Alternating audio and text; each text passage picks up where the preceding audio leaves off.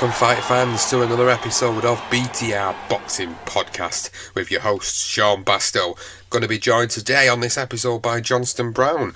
And here we go, we've got a new episode for you, something that you probably won't have been expecting, but we decided after a little chat between myself and Johnston and some of the social media stuff that we see on a daily basis that it'd be quite fun to do something different episode-wise. And what we decided was that we've seen videos of Barrera and Morales scrapping at the press conference, and the light bulb went on and he was like, actually, I think it'd be really good to sit down and discuss some of the best boxing brawls. And this is what the episode is, the best boxing brawls. So we're talking about things that happened outside of the ring. We're talking about pre-fight press conferences, some of the most notable things that happened outside of the ring. We're talking about post-fight press conferences. We're talking about press conferences and TV shows and appearances and just things where boxers got really, really personal and serious, and it made for an absolute spectacle. Now, I know that people might not enjoy that aspect of the sport and might feel that this brings the sport down a touch, but it is something that, when it does happen, people watch it, don't they? People enjoy watching it. People actually get a bit of a kick out of watching it. And I think it's hilarious, to be honest with you. Sometimes it does go beyond the means of hilarity, and it does become overly serious and too serious for even my liking. But some of the stuff that's happened over the years, what we're touching on in this episode, is absolutely brilliant. Like little bits of fisticuffs, scrapping on sofas, scrapping on stages. It's hilarious. And whilst people don't enjoy it, actually it does bring attention to the sport. Whether it's good press or bad press, it's actually bringing attention to the sport, and people are going, oh my god, did you see what happened in that press conference last night? And that's what brings attention to this sport. So I'm really excited to be going through this, because there's some absolute mental moments outside the ring that have happened over the years. I'm really excited to be breaking down some of the most notable ones, and probably a few in there that some people might not even remember from back in the late 80s, early 90s. Some cracking press conference brawls and outside of the ring brawls between fighters. Unbelievable moments that you just wouldn't think would be possible, and obviously would never happen as much today, but there's some stuff that's been, it's unbelievable. So we're going to go into it then. Johnston, this is the best boxing brawls. I know this is another one that you've been thoroughly excited to go through with me, and man, you've got some absolute crackers that you've pulled out of the hat for this one. Oh mate, there are some absolute crackers. Really, really enjoyable. Have a look back on some of this stuff. The press conference brawl, not necessarily all press conference, but boxing brawls, I should say. And there are some unbelievable funny stories, and some that are probably a little bit more tragic. But so it really was enjoyable to look back on, and I can't wait to get started, Sean. Well, let's go in. There's no particular order in which we're going to be talking about some of these incidents that have happened. We could range from very recent to very old, but I'm just going to go with the flow and bring what comes to mind. And probably for me, Johnston, I'm probably going to start with something a little bit more recently, and straight off the bat, I think I'm going to go with Hay versus Chisora at the post-fight press conference, which happened after the fight between Chisora and Vitaly Klitschko.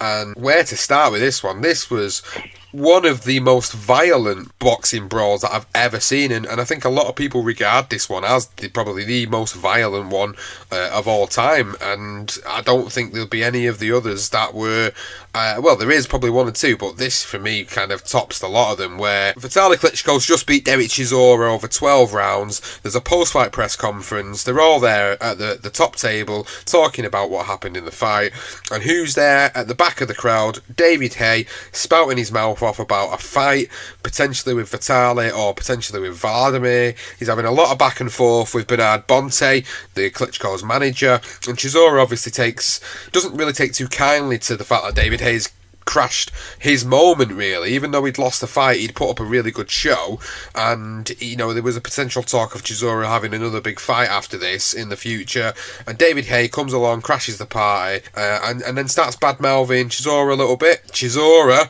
obviously, this guy just doesn't take no shit from anybody. We've seen the antics in the lead up to the fight with Klitschko, the spitting of water, the slapping in the face, so he wasn't, he was quite partial to a bit of an incident as well himself. But then what happens next was, like I say, one of the most violent incidents in terms of outside of the ring.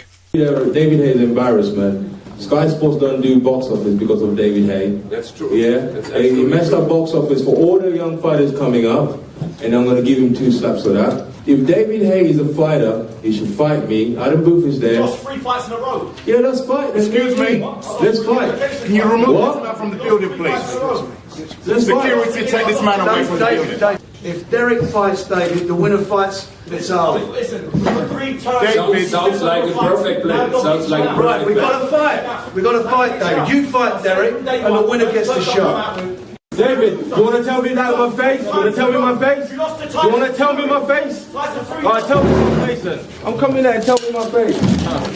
I'm going to shoot. I'm going to shoot David Haye. Hey, listen. I'm going to physically shoot David Haye. He fucking glassed me. He glassed me. Yeah, David's obviously coming, sort of shouting his mouth off, and as you say, Chisora was sitting at the top table. I think he's actually talking at the time, and David just sort of starts talking over him. I can't really work out what David's saying, but Derek's sort of getting he's sort of laughing it off, really. But then he's sort of saying, I think he's not saying he wants to fight Chisora. I think he's saying that Vitaly, he was supposed to fight him, and then something happened. I'm not quite sure what, but and then as you Bernard Bonte, that's the manager, the Vitaly's manager, and he comes out with a brilliant line. He says to David Haye, as he's shouting out, he sort of said, he, as in pointing at Derek Chisora, showed guts, you showed your toe, which I thought was a brilliant little one-liner from him. And obviously Frank Warren sitting next to Derek Chisora, because Frank Warren's his promoter at the time. And as soon as sort of David starts saying, I think he could beat Chisora easily, or I'm not quite sure exactly the words, he sort of mumbled in the background. You could literally see the pound signs just appear in Frank Warren's eyes. It's like, cha-ching, he's so on it. I mean, credit to him, he just literally gets his promoter cap on within an instant.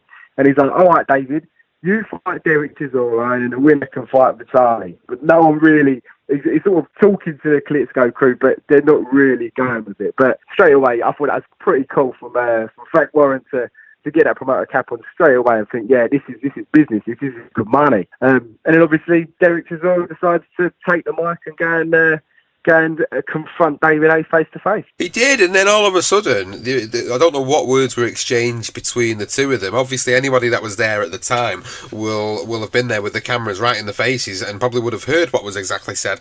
But the footage that's available to watch kind of sees the cameraman sort of following Chisora as he goes towards Haye, and within a split second, Haye absolutely punches him with a great right hand. There's a fantastic picture that a photographer got of the moment he landed that right hand on Chisora's jaw. Chisora's tongue is hanging out of his mouth, but more importantly, David Haye had a bottle in his hand at the time he punched him, which was what led to some of the comments in the aftermath of that brawl. So all of a sudden, this big brawl erupts in the middle of this presser, and then you see Don Charles at one point there throwing a few punches over the top of Chisora to get to the team, and then all of a sudden you just kind of follow the brawl around the room from the cameras that were there at the time. And then one of the most funniest moments was the swinging of the tripod. I was like, where the hell's he got this tripod from? He's swinging a tripod to try and defend himself against all these people that are coming in against him. And then eventually it calms down to a point where obviously bystanders got involved and managed to separate him. Don Charles, I think, ended up with a cut on his eye, and then Chisora, he stood at the back in front of the top table at the back of the room again, shouting, "I'm going to shoot you, David. I am going to shoot you. Just you wait." And then he's talking about the fact the best moment and the best line from that whole event was, "He glassed me, and that was just oh man, like it still makes me laugh today. I shouldn't laugh, but it is just funny because like it was just theatrical, so theatrical, but so real at the same time. It really was funny. As you say, it's not funny. He got glassed. It was at the end. I mean, it got bad press, rightly so, I suppose. Yeah, well, rightly so. He's glassed him. He did. He sort of hold it, as you say, held the bottle when he punched him. Obviously. He didn't, but at the time, Derek's obviously screwing. I mean, he looked quite relaxed as he was walking up to David. I don't think he ever expected that to happen. Maybe a slap round the face, but I don't think he expected it to happen. And obviously, David, again, I don't think he did. I think he wanted to get himself into a fight. End of the day, I think he hadn't fought since the toe incident. So he was getting a lot of flack for that, and rightly so. Can't pull your flipping toe out at a post-fight conference and say that's the reason why you lost your fight. Fought so badly, but he was a big head as well. So when people are like that, you tend to you jump on the bandwagon with it a little bit. And, but yeah, it was hilarious to watch when you think about it. And obviously, when the fight was signed, they've got this massive fence that separated both camps, while John Rowland's sitting at the table on one side, and then you got Chisora and Hay on the other. I mean, it was the scene was just it seemed so ridiculous, but.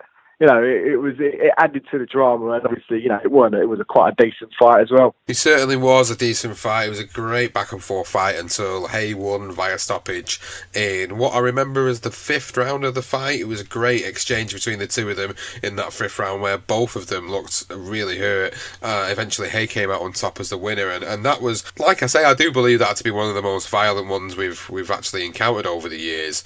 So, moving on then, let's move on to another one. Let's go back in history and look further back in time to one of the first brawls that ever took place on a TV. So you know which one I'm talking about. We're talking about Ali versus Fraser. Yeah. We're talking about the lead up to the rematch between the two of them. So obviously history tells us that the fight of the century, which happened in 1971, was won by Joe Frazier, which was an absolutely epic fight between the two of them. The rematch was scheduled to take place in 1974. Now, it was January the 17th, which incidentally was Muhammad Ali's 32nd birthday, and Joe Frazier had just turned 35 days earlier, and then the show aired on January the 24th. So it was the Dick Cavett show, which aired on ABC, an American channel, and both of them are there. Sat down, Dick Cavett's going through both of their careers, talking about, the training camps they've got for the lead up to the next fight, and then Ali, as usual, his charismatic self, he couldn't help but berate Joe Frazier in this one, and Joe Frazier, he was taking none of it. Yeah. So they're actually sitting down going through a rerun of their first fight, which was the fight of the century. And I think they got to reviewing round 10, and that's when Frazier mentioned that Ali had gone to hospital after the fight. He actually said Ali came back and sort of said, "I went to hospital for 10 minutes, you went for a month." That's what Ali replied. And then Frazier comes back with saying, "I was resting." And then he says, and then Ali comes back with, "Nobody goes to hospital to rest. That shows how dumb you are. That's just ignorant." And then Frazier starts getting angry because he's like, no one calls me ignorant, basically is what he's saying. And then all of a sudden, Ali's brother, Rahman, walked onto the stage because obviously you can see they've both stood up now, and he's obviously there to sort of be the mediator. And then that's when Fraser says to him, "What, you want to go? You want to go on this as well?" sort of thing. And then so immediately Ali stands up, grabs Fraser, and then the two just sort of wrestle to the ground. I'm not quite sure how if it was planned or not. I mean, from Fraser's reaction, I don't think it was planned. I got hit 9,000 times. That's when he went in the hospital now. I'm talking about no hospital. You know you're wrong bringing up a hospital. I ain't gonna say about no hospital. We don't mention. I went to hospital for 10 minutes. You went for a month. Now be quiet. I was resting. Yeah, you went to hospital arrest. In and out. That's embarrassing. Don't nobody go to hospital arrest. And why did you bring? I wasn't gonna bring up the hospital. That shows you how dumb you are. How come people don't go in the That shows how dumb you are. How come people? He brought up the hospital. Who don't go What's this? What was happening there, Joe? I go to hospital for Motion 10 to minutes. Arthur McCann. He go for a month. Why did he bring that up? What was happening? I really don't know. He didn't have to I'm tell trying to remain scared saying about something. He gonna bring up the hospital. What difference? Why'd you bring up the hospital? I went to the hospital for 10 minutes. Why you figure I'm ignorant? I went to the hospital for 10 minutes. Why you think I'm ignorant? Man, you know, sit down. Sit down, man. Sit down, Joe. Why you think I'm ignorant? Sit down, Joe. Huh? Sit down quick. Why you think I'm ignorant? So the brothers are here. Doing this too? No. Sit down quick, Joe. Well, we're having a scene, as you can see, and it's hard to tell whether it's clowning or for real between the two fighters. This kind of thing has been going on all along in terms of promotion of the fight, and this time it seems to be for real, because Joe Frazier is really angry. Muhammad called him ignorant, and he's really angry. I don't think this one is clowning at all. It was quite comical to see him in the headlock and just sort of rolling around on the floor. And you can see Frazier getting really agitated with it, and afterwards it sort of settles down, and then he sort of just says, no one calls me ignorant, type of thing, and he just storms off the studio. But apparently they were both fined like $5,000 by the New York State Athletic Commission for misdemeanor accident, a conduct in boxing or something to put down here. But it was just typical Ali getting in Frazier's head.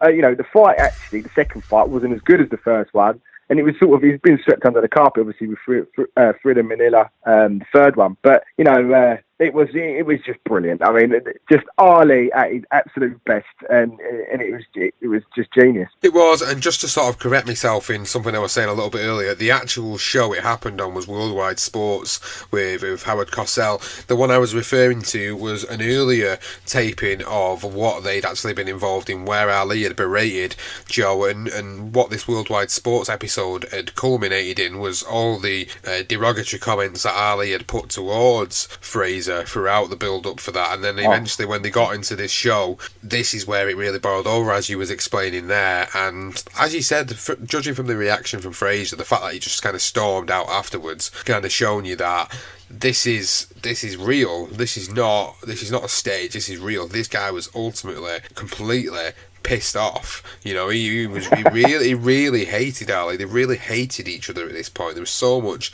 animosity between the two of them that you couldn't. This was it was one, like I said at the top of the show, it was one way to sell a fight. People don't always agree with these ways of selling fights, but it's certainly the controversy creates cash, 100%. So there you go. There's another one that was one of the most iconic moments, because back in them days, back in the 70s, even before that, you didn't really see a lot of brawls happen outside of the ring in pre or post-fight press conferences or in any of the TV appearances that fighters made. This was one of the pioneering incidents that led on to some of the other great ones that we're going to touch on. And another one then, let's go with one that you've got there, Johnston. Pick one out of the hat that you've brought to the table today. The one for me was probably one of the most craziest.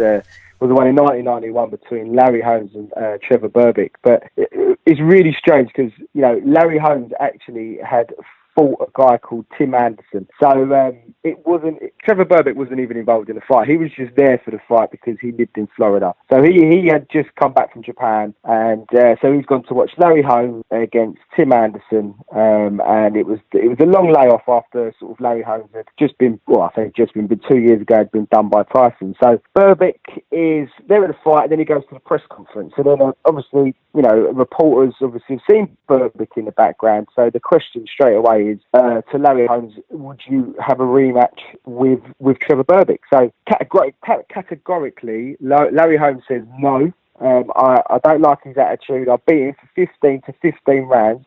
Maybe he won one round. So Berbick doesn't say anything. He leaves. They all leave the press conference. It's not until they're in the lobby area when Berbick starts sort of shouting his mouth off.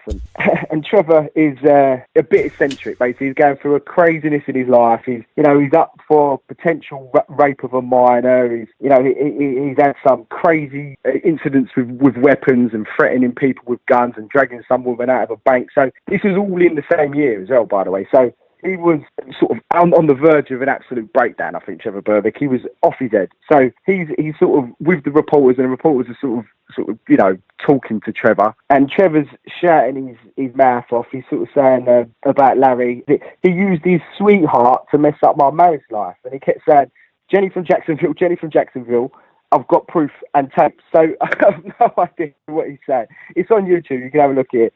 But he's basically saying all the problems in my life are because of Larry Holmes, and my kids are suffering too. So Larry heard about this, probably through one of his entourage letting him know. Larry comes steaming down, and then he literally just attacks Trevor Berbick, starts kicking and punching him, takes him out onto the street, still kicking and punching him, and then all of a sudden the police sort of intervene and they break it all up. So you're thinking it's calming down, and then Trevor Berbick sort of shouting, "Did you see he kicked and punched me? He kicked and punched me." So obviously he's thinking about a lawsuit. That's basically how it works. I don't back down from nothing I say. Is he Canadian or is he Jamaican? Why don't you put his in the hat? I ask you a question. She ain't nothing but a call girl, sorry. She done messed up my life, but get my wife and messed up to do all this thing wrong. And you want a street fight? I break all the ribs in his body. If you want a street fight with me. That's what dirty, no good moral sucker is. Money don't make a champion or make a person. Okay? He done used his sweetheart to mess up my whole married life, turn her into something she never was. That's why he don't like me. Okay? Ever since I fought him, it's been like that. And you can tell him that, because I got proof. His sweetheart ain't nothing but a call girl. Jenny from Johnston. Everybody saw him kick me. You ain't got no business messing with nobody's wife. Hey. You ain't got no business messing with nobody's wife. Kick me. Punch me right there in front of everybody. Allow him to kick me and punch me. Come on. Well, in the end, Larry Holmes has jumped up on 2 parked cars, onto a third, leapt literally from the car on top of Trevor Berbick like a leg drop out of nowhere. It was literally like a Superfly Jimmy Snooker move. Actually taking him out and just continue to beat him again. It's just absolute chaos. So you can actually see the footage on there. There's not much apart from see sort of Larry Holmes and all of his white attire just jumping off of this car straight onto Berbick as Berbick's ranting about suing him basically. And it is just chaos. And then that is how it ended. But it's probably the craziest one I've ever seen, and it is the fact that Berbick wasn't even a part of the fight. It was a fight. I mean, he's still mentioning basically a fight that happened 10 years ago. So as I say, Trevor Berbick was going through some craziness in his life. Obviously, completely off the rails, but it's just chaos basically. It's a really funny watch. Have a look on YouTube. Just seeing him ranting and raving. It's just great fun. I got another one for a couple of years afterwards. This is one of probably the most clear punches that you've ever seen in a brawl that have been caught on video. This is Riddick Bowe. I'm laughing already, I can't help it, because I know how like crazy this was and how clear this was and how much of a chin Larry Donald had, man, because Riddick Bowe and Larry Donald press conference 5 days before the fight was due to take place. They fought in 1994, by the way. So Bowe and Donald exchanged words at the podium where the microphones were, when all of a sudden Bowe, with lightning fast hands, he hit Donald with a left-right combination, and it was just Donald didn't even move. It was like he was that shocked that he'd received the punches that he was shocked to the point where he didn't even move. He took them 2 punches on the chin like an absolute trooper, and then obviously as soon as that happened, as soon as the punches landed, it was just an all-out brawl between the two, because Donald didn't really expect this to happen. He basically said Bowe was unprofessional, and he was afraid of Larry Donald, and that is why he basically tried to defend himself at the press conference, and he tried to intimidate him at the press conference. Riddick Bowe, however, he offered no apology whatsoever and just basically said that he'd heard that Donald was talking trash about him, and he basically said to Larry Donald to his face, if I hear you say one more thing, I'm going to hit you. So he opened his mouth again, so I popped him. How you figure that? What? How you figure that? And they were the words of Riddick Bowe. He just didn't give a shit. And that guy was another guy from the 90s that had that sort of demeanour about him where you knew he was like a hand grenade waiting to go off, and that's another press conference that if you haven't seen it on YouTube and now you've listened to me talk about it, you should certainly go and check it out, because them two punches that landed, you could hear it as clear as day, and they were, like I said, they were just absolutely clear punches. There was no defence, there was no anticipation of this happening, so he had to take the full-blooded shots on the chin. Oh man, Riddick Bowe eventually went on to win that fight, and quite dominantly win that fight against Larry Donald. But that's just another absolute crazy press conference where something happens just out of the blue for no apparent reason. There was no, like I say, there was no build up to it. There was no trash talking, so to speak, when they came face to face. It was just Riddick Bowe just looked straight at him and threw the left-right combination, and that was that. But I know that's one you've obviously seen and you've experienced as well. And how crazy was that? I still can't quite get what it was about. I mean, Donald is sort of standing there, isn't he? He doesn't look like he's doing anything. I don't think he even says anything. It's sort of it's Bowe that says to him, says something, and it's almost like Donald leans in, say, like as in, like, I can't understand what he's saying. Next thing, it's left and a right. It comes out of nowhere. Do you know what? He showed brilliant hand speed, but it was, and he just felt like a sack of shit on the floor. It was just mad. I mean, it's just funny. It's only a quick thing actually on YouTube, but yeah, have a look at it. And obviously, Bowe did go into the fight, but I have no idea what was going through his head. And poor Donald, he wasn't even expecting it. And if you actually look on YouTube as well, the geezer on that's actually doing the newsreel says, "Oh, this is a promoter's dream." They were loving it. They were. So let's move on then to another one. And Johnston, I'm going to let you take your pick on what you want to talk about next, because there's an absolute massive amount of them to be able to discuss. Oh God, yeah. How about Mike Tyson and Lennox Lewis, shall we? So on January 22nd, 2002, at a press conference held in New York to publicise the fight, basically it all kicked off. So Tyson went on stage at Hudson Theatre, and he was staring in the direction of Lewis. So the picture is they were sort of stand on steps. It was on a stage. They seemed to be yeah. Risen. Yeah, they were both on the podium each, weren't they? So he was staring across from each other, and quickly starts walking over to Lewis like he's going to basically jump him. One of Lewis' bodyguards sort of comes on to attempt to block Tyson's access to Lewis before Tyson sort of threw a left hook in the bodyguard's direction. So the two boxers are rolling on the floor, and basically the personnel from both camps are all getting involved. Even during the pile-up, the WBC president Jose Sullivan claimed he was actually knocked down as well, or hit on the head with a table, and he tried to put a lawsuit in for like $56 million or something crazy. But so following the brawl anyway, it's all settled down again, and Tyson comes to the edge of the podium, and he starts grabbing his nut and starts having a go at some poor bastard in the crowd. Rumour has it was either Lewis's mum or it was a female reporter, a photographer or something. Well, anyways, there was a gentleman in the crowd, a journalist called Mark Malinowski, suggesting that basically, you should put him in a straitjacket, basically. And that's when Tyson goes mad. Put your mother in a straitjacket, you punk-ass white boy. Come here and tell me that if I fuck you in your ass, you punk white boy, you faggot. You can't touch me, you're not man enough. I eat your asshole alive, you bitch. Fuck you, you hoe. Come and say in my face, fuck you, ass for everybody. You bitch. Come on, you bitch. You scared coward. You not man enough to fuck with me. You can't last 2 minutes in my world, bitch. Look at you scared now, you hoe. Scared like a little white pussy. Scared of the real man. I'll fuck you till you love me, faggot.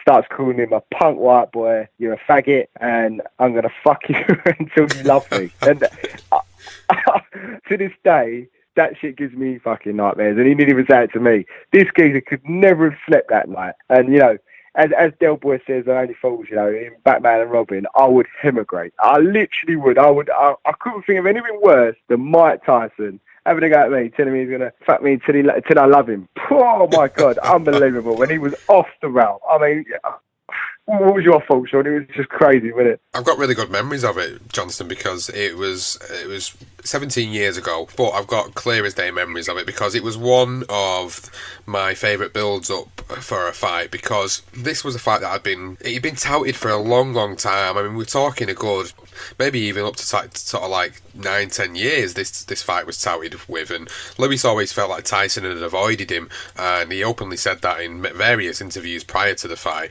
So obviously they made a big deal of it, the whole Lewis and Tyson bill, and at the end of it, the way the names worked out, it said Lewis Tyson, and at the end it said is on. So it was just so much hype for the fight. And as you said, they're standing on the podiums, it's a big deal. Tyson walks over, absolutely goes bananas, tries to go for Lewis. One of the most interesting parts about it is that in the aftermath of all this happening, which you've explained, Lewis talks about the fact that he's trying to brawl, he ends up on the floor and he feels this sharp pain. He looks down and there's Mike Tyson hanging off his thigh by his teeth. And it's just absolutely unbelievable. Now this actually led into what was a great build for a fight, because obviously at this point then they couldn't be near each other, they couldn't be anywhere near each other. It was quite violent. Tyson's obviously mouthing off on the stage, as you quite rightly pointed out at the end of it. Quite a scary moment, quite a vulnerable moment really for Tyson, because that kind of shown a lot of people that he was mentally unstable at this point in his life, really mentally unstable by some of the stuff he was coming out with. Homophobic, racist, everything was in there. Absolutely everything you could have thought of insulting wise was in there. And then obviously the fight itself then took place in the June, and then again memories of it. It was that big of a fight at the time that we had both Jimmy Lennon Jr. and Michael Buffer doing the ring announcements, shared ring announcements, which had never been seen before, and I don't think I've ever seen it since. And then you got the iconic picture that was taken from above the ring of all the yellow-topped security guards putting a line as a barrier in the middle of the ring while all the fight announcements are being done. Great memories of it. The fight itself was Tyson looking a bit of a shell of his former self, Lewis looking as dominant as he'd looked in recent years, and obviously stopping Mike Tyson. I think it was around the 7th or 8th round after dominating him really in that fight. But the press conference brawl to it was just unbelievable, and you've heard me say this word numerous amounts of times, and you'll continue to hear me say it, because it just creates memories like we've both got. Like I felt like I can remember it as clear as day because of how significant and the violence of it. And a little interesting pointer to the direction of Mike Tyson really, like I think it was last year, Mike Tyson's been doing a podcast over in America with one of the guys over in America, well-known journalist, and he actually had Lennox Lewis on one of his podcasts. There were 2 parts to this, and I would highly recommend as a fan you go and check them out, and they both sit down to discuss that particular incident that happened on the stage, and it's really graphic and in detail, but it's really great insight to what really happened at the time. So I'd highly recommend, if you've not gone and listened to that podcast yet, it should be on Mike Tyson's Bite the Mic podcast. Go and check it out, guys. Absolutely brilliant to listen to. Great interviews about the fight. So that was an epic one. That was one of my favourites. I've got to admit, it was one of my favourites really when I think back about press conference brawls. So it actually got an award as well. The Ring Magazine Event of the Year 2002. No word of a lie. That's what now I'm sure the brawl at the press conference for this fight was named Ring Magazine Event of the Year 2002. Fucking man, isn't it? and there's me at the top of the episode trying not to glorify press conference brawls, and then you come along with a fact like that, telling us that the fact that it was recognised as the Ring Magazine Event of 2002. Well, there you go. Couldn't have much of it didn't happen in 2002 because crazy. It was. I just want to take a little pause of this episode just to let you know about our sponsors for the podcast. As you know, it's Bear Attack Boxing, producing high quality boxing gloves and boxing equipment to suit all your needs. The latest product they've got on the market is the Pluto glove, which is handcrafted for the fighter inside of you. These gloves not only protect your hands to land the perfect punches, but they allow you to move easily around the ring, creating the angles you need. This is the perfect fight glove, and it's only £49. So go and check them out on social media. They're on all platforms at Bear Attack Boxing. You can find their website at www.bearattackboxing.co.uk. Go and check out everything that they do. They produce some high quality boxing equipment. You've heard me week in, week out talk about the equipment, about the Master One focus pads, about the Pluto glove. You've seen it all, you've heard it all. Now go and check them out. Follow them on social media, Bear Attack Boxing, and again it's www.bearattackboxing.co.uk. So, other ones then to talk about. We've got Barrera and Morales, the second fight. So we recently covered Barrera Morales one for Legendary Nights, and obviously after that fight had happened, there was a little bit of controversy in some people's eyes that Barrera should have got the victory, but Morales got the victory in this one. So they got a rematch scheduled in, which was, I think, if I remember rightly, it was 2 years later, 2002, and the press conference for that was quite a strange press conference, really. It wasn't really a sort of formalised one, and there's a really, really short clip on YouTube of what happened in this particular press conference. So there's a lot of bad blood between them, because obviously both camps felt like they'd won the fight. They weren't really happy about it. When they eventually came back round to facing each other 2 years after the original fight, there was obviously even more animosity between the two camps. And as we discussed on Legendary Nights, both of them are from Mexico, both of them are from respective places in Mexico which have reputations. So whatever was said, which I don't actually know what was said between them or why this happened, but all of a sudden, out of nowhere, Barrera just throws this short jab in the face of Morales, and then all of a sudden Morales is obviously going flying at him, and next thing you know, they're just on the floor scrapping, and that's really as much as you got to see from the broadcast of that. But again, it was just like Larry Donald and Riddick Bowe earlier. You didn't expect it to happen, and you just kind of seen them stood there next to each other, you know, doing the usual face-off for the photos, and then all of a sudden you just see this hand come from nowhere really quick and just catch Morales in the face, and then Morales, obviously, he weren't taking no shit. He was coming straight back for that one. Yeah, they are. It's a really strange one, as you say. I mean, Barrera, most people tipped him to win the fight, but you know, he throws a punch as well. I mean, maybe, as you say, it must be something to do with the first fight. There could be any controversy there, other than the fact that, you know, there is rumours about this football incident. I mean, there was bad blood between them anyway, but it's interesting to know what Morales actually said to him. Obviously, it would have been a Mexican as well, so we'll probably never know. But the way they were sort of just, Barrera throws a punch, and then the next thing you know, him and Morales are on the floor. It's like they just fall into this black hole. They just disappear. It's like, where the hell did they go?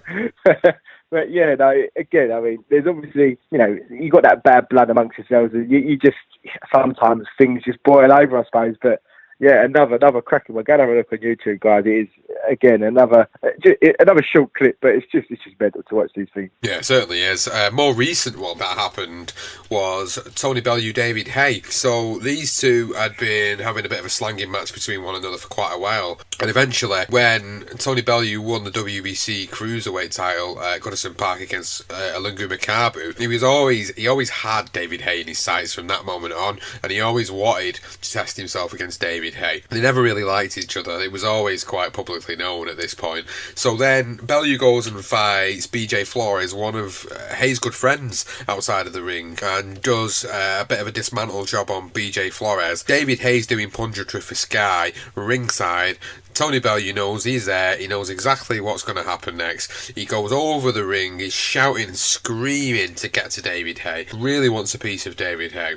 They don't actually get involved at this point, so there's no actual physical violence that happens at this point, because what happens next is we do end up getting the first fight announcement between them. So as you know, listeners to the podcast, you'll know that they've fought twice, and you know that Tony Bellew's won twice, but the build up to the first fight was great, because obviously these two really didn't like each other.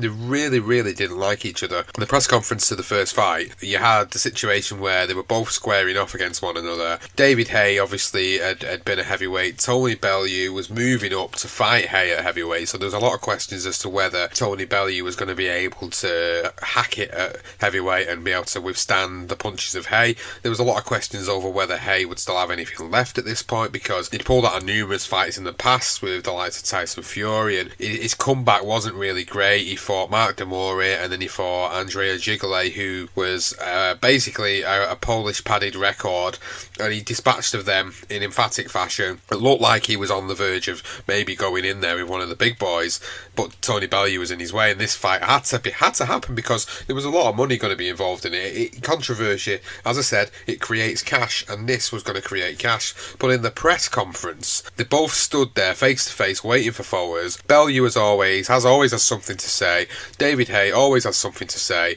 David Haye, as always, it's always David Haye in these events. David Haye throws a left hook which catches Tony Bellew on the chin, and obviously then they get into a little bit of a scuffle afterwards and pulled apart quite quickly. But David Haye, again, notorious for these press conference incidents, so he throws that left hook, catches Bellew, and it just makes for an even better fight between one another because there's even more bad blood built up at this point. Oh, it definitely added. I mean, Haye loves he loves to talk, doesn't he, David? He just doesn't stop talking shit, basically. David, that's basically what he's always done all of his career, even when he was a very good, one of the best probably British cruiserweights. But yeah, I was always hoping Bellew would win it. I wasn't too optimistic. I thought David was probably going to get the edge, but I'm pleased for Tony and the way it worked out. It was not only was this comical, just, he was calling him Sideshow Bob, wasn't he? Tony Bellew. It was what he kept throwing out at him with his silly barnet he had, and the braids. I think he needs to sort his hair out. That's one thing that Chisora keeps out as well. But yeah, it was. It built it. Bellew sold it in a way. He knew that if he, I think he wanted to test himself, as you rightly said, against David. I think he still felt that David Haye was more of a cruiserweight than heavyweight, so he just wanted to see how he had done. Obviously, Bellew had always improved the later he got into his career, so it made sense. And he's another one. Bellew, although he's more likable, I think, than David. He's another one that loves to talk a lot. So between the pair of them, you can't knock it really. At the time, I was so like, you are kidding me. At heavyweight, Bellew Haye, this is crazy. This is like, this is like a WWE, and Haye's going to get rid of him in no time. But I was proved wrong. I was pleasantly surprised with the actual fight, and Haye doing his Achilles tendon and managing to fight on. But that left hook that in the actual press conference that Haye manages to land as well. You don't actually see it when you first look at it. You're thinking, what happened there? It looked like nothing really happened. And when they actually slowed it down, you can actually see it just catch him on the chin. So it's a good sneaky little left hook. But as you say, David Haye, God, he loves all this stuff. This is what he probably should be a wrestler, to be honest with you. But it was great to witness it, and the way they built the fight up. You got to give it to the fellas. Especially Tony Bellew, he was brilliant in the way he done it, and credit to him. And how many people paid the pay-per-view? Who would have thought that'd have been pay-per-view, and who would have thought it'd happen? And then ended up having a second and earning even more money. So credit to the both of them. Everybody loved it, and great to watch. Do you ever remember the build-up to the Dillian Whyte-Derek Chisora first fight? There was a lot of animosity between these two guys as well going into that particular fight, but the most notable moment for me in the build-up to that fight was when they were filming for The Gloves Are Off for Sky. You're an idiot. An agent walked away with 3 million. You're an idiot. Who's the idiot? You're an idiot. Who's the idiot? You're an idiot. Who's the donkey? I got more than that. So you want me to put it on you? I'll put it on you. I'll put it on you, pussy. Easy. You didn't actually get to see it in the edited version that was put out on Sky, where they obviously sat face to face with Johnny Nelson, sat in the middle, and you've got them talking crap to each other about how they're going to beat each other. But what was released in the aftermath of that was the unedited version, which was the moment where Derek Chisora and Dillian Whyte got into a bit of a brawl on set because they really couldn't stand each other, to the point where even Johnny Nelson's trying to stop him, and he's like, lads, and he's just trying to interject to stop them from fighting. But you can just see them both going at it, and obviously they both had little entourages with them that had come with them on the set, and they're getting involved as well. So all of a sudden you just see it's all in the darkness, and they're all wearing dark clothes, so you just see a load of fists flying and people jumping on one another to get to each other. But that was another one that I remember quite recently where I was like, bloody hell, they really don't like each other, these guys, and they're actually scrapping on the middle of a set in the middle of the afternoon in a Sky studio. Derek Chisora and Dillian Whyte they're almost on the limit of boiling over. I just think that's the way they walk around a day-to-day life. They can be quite calm and relaxed, the pair of them, when they want to be. But I honestly don't believe that they have that ability sometimes to be able to just, you know, you think you want to punch someone, you know within yourself, yeah, I'm not going to do it. You know, I'll save it. But these two are always on the boil. So the way that erupted on the face-to-face didn't surprise me whatsoever. And it was again, it's just the fact that even the people there sort of surrounding us were even getting little digs in themselves. That you know, they're not trying to separate them. They're actually, it's like they all want to have a war, a little gang war. The way they were going on, it's crazy. But yeah, that is another cracking one. So. Yeah, it is. Another recent one. I don't know if you remember this one. This is quite recent, as of the last sort of 6-7 years. But Bernard Hopkins and Jean Pascal, basically, they had a rematch between one another. There was a good little incident where, in the press conference leading up to it, Jean Pascal's basically berating Bernard Hopkins on the microphone. He's slagging him off to shit, and they come sort of together, and Bernard Hopkins is there with I can't remember what it is in his hand, but Jean Pascal's like really chatting shit on the microphone, and then all of a sudden he gets really sort of close to Bernard. Looks like he's about to put his arm around Bernard, and then all of a sudden Bernard just absolutely shoves him into the back. Where, yeah, they're absolutely going at it, and then it doesn't even stop there. You're not willing to take the test, right? Yeah. You're not willing to take the test, right? Yeah. Yes or no? Yes or no? You see the fact? It's not me. No, it's not me. It's the fans. The fans asking. Thanks, the fans asking. The fans asking, are you willing to take the test? The damn test. Thank you. Are you willing to take the test? Are you willing to take the test? Are you willing to take the test? Are you willing to take the test? Take the test, but not to take the word. Obviously they get separated, and then all of a sudden, Jean Pascal's still chatting shit on the microphone. He comes around the side of what I believe is one of the managers or promoters, and he manages to slap Bernard around his bald head, and then it just carries on, and then you've got Bernard trying to get to him so much. You've got all the press steaming in with the cameras, you've got the entourages back and forth. It was just another great incident where you just didn't expect it to happen, really. But Jean Pascal was really vocal in that one. He really, really berated and derogatorised Bernard Hopkins. And Bernard Hopkins is quite notable for doing this type of stuff himself, which we will move on to in a few minutes, because he was involved in another one over the years as well. But this one, what did you make of that one? Do you remember it? Yeah, I do remember the push, but I can't. I remember it just being a commotion. I don't remember it too fresh in my mind, but I do remember the push. I remember thinking, oh, blimey.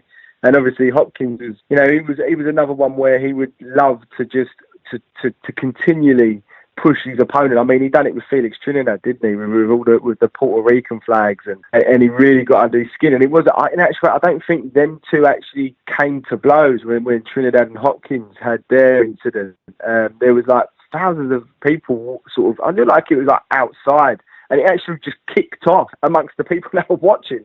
It was just chaos, and he just had that about him, didn't he, Bernard Hopkins, where, again, he knew what buttons to press. He needed them to come in almost aggressively so he could, he wanted to get into their heads. I think he's even openly said that sort of later on as he's retired, but he will always try to just get the edge, no matter what it be. But yeah, I mean, going back to your one with Pascal, he looked like he did get into Pascal.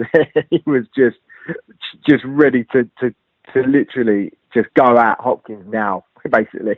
I've got another one going back in history here. Muhammad Ali and Ernie Terrell. That was quite a notable one because the fight is brought, obviously, a quote that's always remembered by people. So this happened in 1967. So Ernie Terrell at the time was a WBA champion, only because Muhammad Ali had to relinquish the title in order to have a rematch with Sonny Liston. So during the presser, Terrell called Ali out of his name multiple times. For whatever reason he decided to do that, the Lord will never know. So Muhammad Ali had obviously changed his name from Cassius Clay to Muhammad Ali after joining the Nation of Islam, which was 1964. And all hell then started to break loose. Ali was really wasn't happy. Cassius Clay, yes. Why do you want to say Cassius Clay when Howard Cosell and everybody is calling you Muhammad Ali? Now why you got, of all people, whose color, to keep saying Cassius Clay? Howard Cosell Cell is not the one who's going to fight you. I am. You making it really hard on yourself now. Why don't you in the sport angle? Why don't you call me my name, man? Well, what's your name? You told me your name was Cassius Clay a few I years never ago. told you my name was Cassius Clay. My name is Muhammad Ali, and you will announce it right there in the center of that ring after the fight if you don't do it now. For the benefit of this broad him, all right? You just acting just like an old Uncle Tom. Another Floyd Patterson. I'm going to punish you. Back off. Don't call me no Uncle Tom. That's what you are, Uncle Tom. Why are you going to call me Uncle Tom? I ain't do nothing. You heard me. Just back off of me. He stood there face to face with Terrell and said he'd pay for his lack of respect. And I tell you what, he bloody did, because Muhammad Ali absolutely gave him a beating in the fight and throughout the fight. And one of many historic moments of Muhammad Ali. Throughout the fight, when he's absolutely schooling Terrell, he's screaming to him, "What's my name? What's my name?" And he said to him, he did say to him in that press conference, "You will say my name by the end of this fight. I will beat the respect into you." And that was another notable one, because although it wasn't physicality that happened in this one, it was more the mental mind games that happened in it. The fact that Muhammad Ali really took it really badly. The fact that he was being called Cassius Clay, and he started calling early Terrell and Uncle Tom. That's right. Yeah. He literally, he still says to this day, not to this day, R.I.P. Mohammed, but he literally, he could have finished him. He felt like he could have finished him, but he wanted to beat him. Was it for the full 15 as well back then, wasn't it? So he literally beat the crap out of Terrell. And as you say, what's my name? He didn't stop saying it throughout the whole fight. And he actually just, that just shows you pure, Ali as a personality, as a fighter, the fact that, Terrell was a decent fighter around at the time as well. It wasn't a complete pushover, and he literally beat him for the full 15. Just excellent. I mean, he's just brilliant, Ali. Isn't he? Even going back to what we just spoke about Frazier, the way he started all this. It was the likes of Muhammad Ali that set the tone, and then people have obviously gone on to do different stuff with it, and obviously some a little bit more, aggressive. Ali was probably a little bit more silly with it, and he could sort of really get in their heads with words, and then he'd beat you in the ring. And that is an iconic moment as well, Sean. I've got another good one for you here. So, I don't know if you remember this one. Danny Williams and Audley Harrison from 2005. Absolutely. Fantastic. So, for the listeners, for people that might have not remembered this one, because it's not, let's be honest, it's not involving some high-profile fighters. Danny Williams, great British fighter. Unfortunately, the guy's still fighting even today. He's most known for beating Mike Tyson at the very end of his career.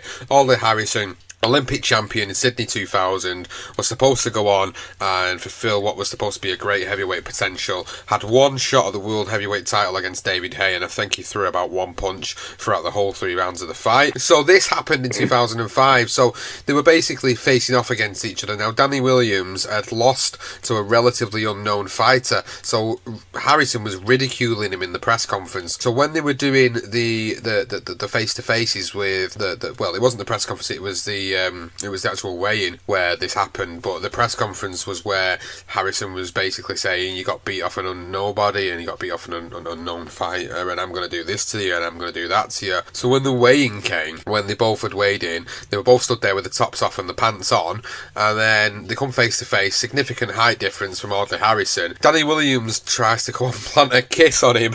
He tries to plant a kiss on Audley Harrison, and then Audley Harrison shoves him back, and then you get Danny Williams throwing what was a left hook over the top to try and get to him, and then obviously a little bit of a brawl took place between one another before they were separated quite quickly by both entourages. But although it's not relatively well known, it was still actually a bit of a notable press conference, especially here in the UK at the time, because they were both British domestic heavyweights. Like I say, Harrison was to go on and do a hell of a lot more in his career, and this fight with Danny Williams was bragging rights really for where they were based. So another great one there, and another one, it's just popped into my mind while we were even talking about it. Do you remember when Derek Chisora planted a kiss on his opponent? Who was that? I do have a memory. Who did he kiss? I can't even think off the top of my head now. Who was that? Who was it? Carl, what's his name? Carl something. And Chisora literally grabs the guy by the face and just kisses him on the lips. It was ridiculous. that sounds about right. Derek Chisora, he's just a nut. He's not off his head to geezer. He loves all this, man. Oh God, was he wearing one of those, the old British mask? He wears that on, doesn't he? Was he wearing that and he pulls it down to kiss? I think I do remember that. It's Carl Baker. He kisses Carl Baker during the stare down. Oh, that's what it was. I remember now. So I knew it was Carl something. It was Carl Baker. It was when Chisora was coming up in his career, and basically they were stood there, and this press conference. This press conference was being shown, and then all of a sudden, what happened was they just stood there face to face, as always, and he just decides, for whatever reason, he just wants to give him a kiss on the lips. And he just literally grabs him behind the head, pulls him in, gives him a big smacker on the chops, and then obviously Carl Baker pushes him back, and then we get a little bit of a scuffle before that gets separated as well, quite quickly. But there's just so many good memories of it. And even something I alluded to earlier, which I know you'll be able to discuss, was the antics that he pulled in the lead up to the fight with Vitaly Klitschko. So there was a slap on the face and the spitting of the water. Yeah, God, I do remember that really well, actually. Yeah. I couldn't believe that when I said that. I thought, oh my God, are you crazy? How could you do that to Vitaly Klitschko? Because he will kill you in the ring now. He's going to beat you for 12 rounds, Derek. You're crazy. But yeah, he's obviously, he's there with his mask, and then you're just not expecting it, and he just flies that right hand, just full on, open hand, slap, bosh, round the cheek, and you're like, then he just slap Klitschko. And then he's like, what is he doing? And then he's in the ring. Was it before the fight? It was before the fight. He's in the ring. He's walking about, and he's been told off about it already, about the slapping. Don't do nothing stupid. And he gets the wall. He's walking about the ring, and then he just starts. In it, Vitar, it's Vladimir, isn't it? He starts spitting at his brother. I'm like, it is off his head. I mean, just before the fight, he's thinking in his head, I'm going to wind up Vitaly.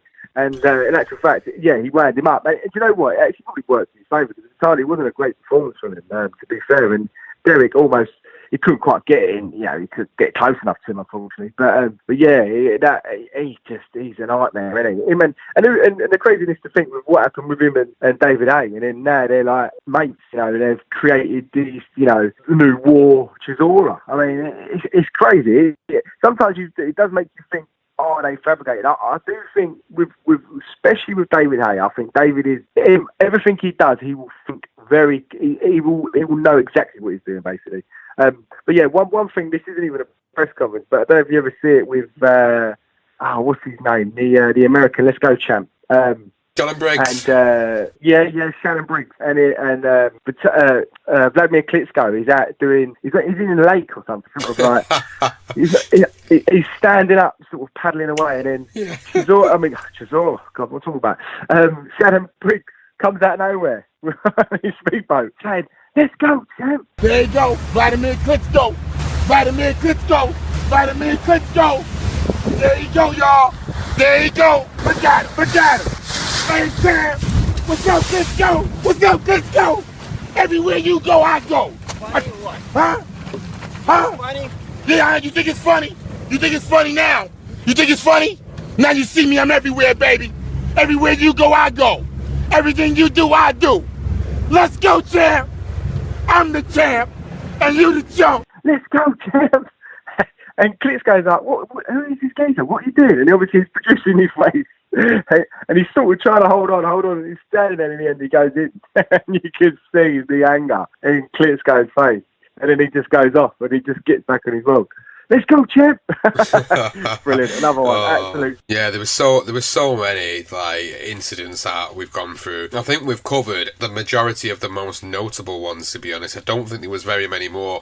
And if they are, obviously enlighten us when you hear this episode and you're at this point. Tweet us on Twitter at BTR Boxing Pod. Let us know some other ones that were quite notable that we may have missed for this episode. We've done this one quite off the cuff, to be fair. It was one where we were both sat there thinking, boxing Brawls, look at the incidents that's happened outside of boxing. They're actually really entertaining, and I've really enjoyed talking about some of the funny ones, because although people might not enjoy that side of the sport and they might feel it brings it down a little bit, for me it actually creates more build to the fight, because I like to see a little bit of needle when it comes down to a fight. Although I know they're professionals and I respect that fact, what makes it more entertaining for the fight is the fact that there's a little bit of needle between the two fighters going into it. it, and it really helps definitely sell it for them. And at the end of the day, boxing is more a business than it is a sport, and it is about making the money, and it is about selling the tickets and putting bums in seats and putting eyes on the box, and that's what it all boils down to. And incidents like this always create that controversy, which gives people the fuel to want to buy the pay-per-views and the fuel to want to watch events like this. So I've really enjoyed covering this particular episode, and we will try and do a few little random one-off episodes like this, and we may even put these things out to poll for what sort of subjects people want us to cover. But Johnston, it's been a pleasure having you on as always, covering some of the most entertaining boxing brawls, press conferences, incidents that have happened in the sport over God knows how many years. Yeah, no, I really enjoy looking back on some of these. There will be a few we probably missed, but you know, most of this, I had a couple down there, you had a couple, but most of them, as you say, off the top of your head, and they you know, it does, you know, at times some of them are borderline, they get a little bit silly, but you know, all in all, it is a business, as you say. They are there to sell a fight. The only other, I'm not going to go too much into one that's just popped into there as well, was one of our favourite guys. It wasn't even a press brawl, it wasn't even anything in particular, but Mitch Blood Green. If anyone, just go and have a little Google or watch some YouTube videos of Mitch Blood Green and his obsession with Mike Tyson. And just quickly, he was basically the guy that got floored by Tyson in a shop while Tyson's buying his leather coat, which cost about $850 apparently. Dapper Dan's it's called, up on 125th Street in Harlem. But yeah, just have a listen to his interview. This guy, Mitch Blood Green, he's an absolute nutcase. You know, I think he's addicted to PCP, but he's a crazy bastard. But just have a little listen to some of his stuff, because he's absolutely hilarious. And there's one little quote from him, and Tyson actually knocked him out in the shop. There's one quote, he says, "At that moment he hit me and he ran. He ran like a sissy. He ran like a homo. He ran." I just think this guy is absolutely nuts. Everything you just said about Tyson, he literally slagged Tyson off for the rest of his life because he felt like he got shortchanged from Tyson and Don King.